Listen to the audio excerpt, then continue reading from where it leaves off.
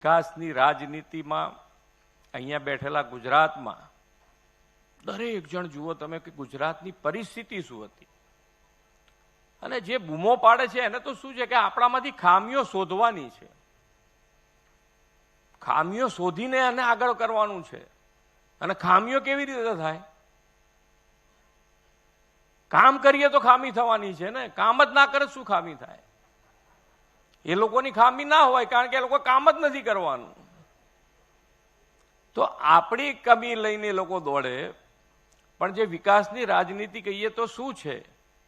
તો કે ભાઈ આપણી પાણીની શું પરિસ્થિતિ હતી, આપણા માટે લાઇટની શું પરિસ્થિતિ હતી, રોડ રસ્તાની શું પરિસ્થિતિ હતી.